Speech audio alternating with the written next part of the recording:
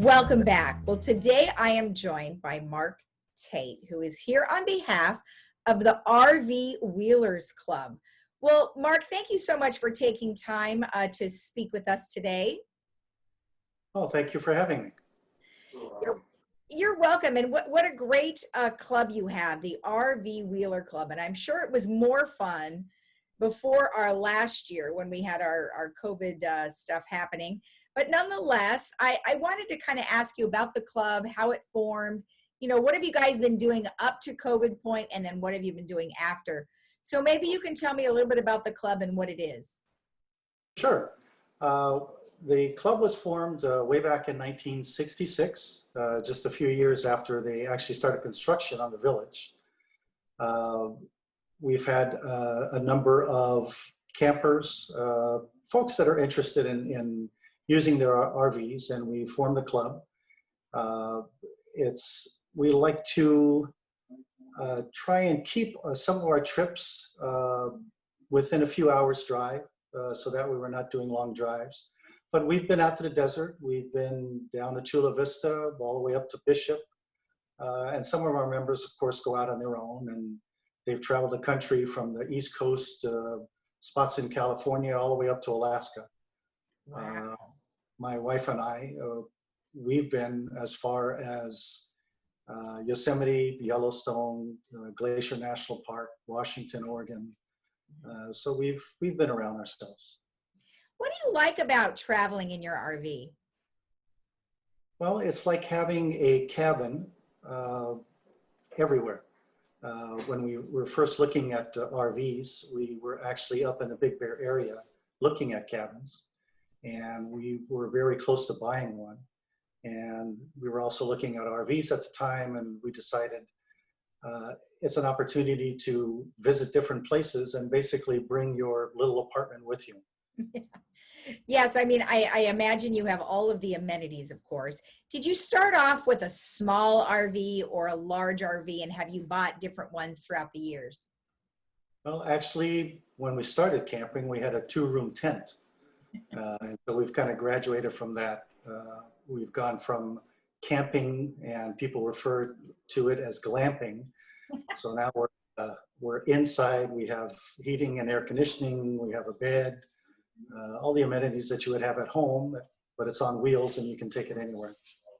That is great. I mean, and it's nice that you have so many people. Approximately how many folks do you have in the club? We're right around 150 right now. Okay, that's a lot. Are you able to get everybody together usually, or what's the maximum amount of people you were able to get together? Well, we'll set up our camping trips. We call them rallies. Usually we're camping between January and May. We'll break for the summer. In June, we'll have a group picnic. We'll pick up again in September, camp through November, and then we have a Christmas party in December. So people who have RVs, they obviously can't park them in their driveways. So what do you guys do with your RVs? Do you have a storage? Well, fortunately here in the village, we actually have 2 storage lots. So we can accommodate, I think it's probably 400 some odd RVs altogether. Wow, that's great. And do you find that people kind of stay with the same RV, or do they generally, like cars, do they trade them in every few years? Yeah, the industry constantly changes.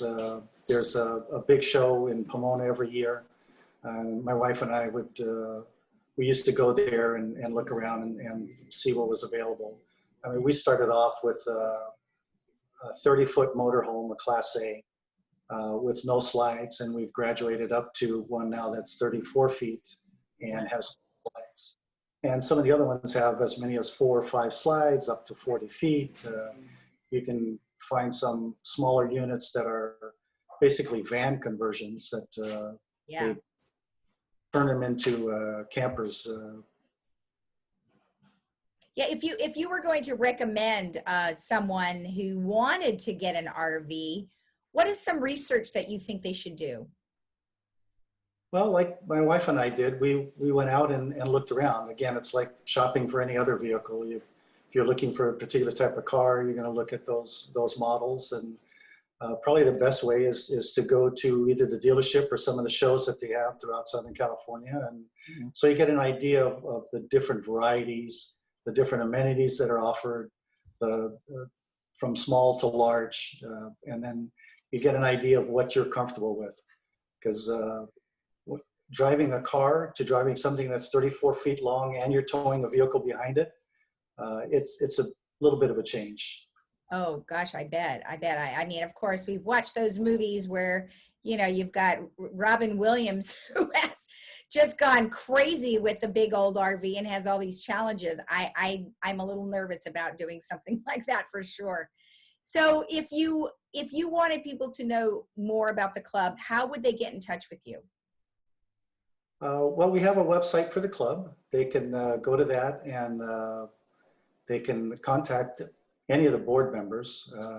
My name is listed. I've actually, through the past, going into my second year now, I'm always getting calls from people that are interested in the group, and they're asking questions about the club and what we do and how to join and where to park.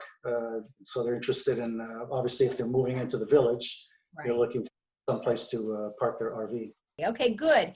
And then obviously we haven't really gotten together over the last 10 months. So what have you guys been doing? Any traveling, or have you just been staying put? Some folks have gotten together. They've done some trips where maybe 4 or 5 couples have gone out and done a small trip together. Mm-hmm. It's been up to the individuals.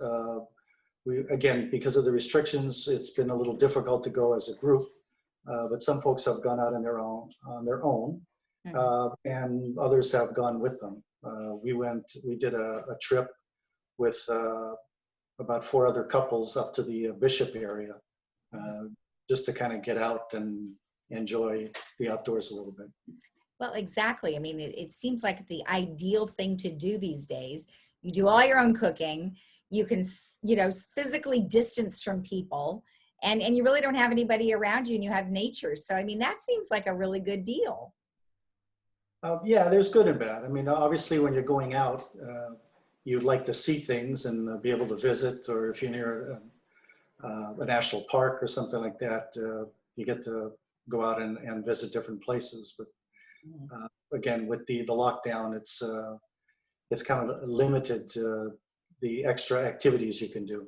Exactly. Well, do you have anything planned over the next few months?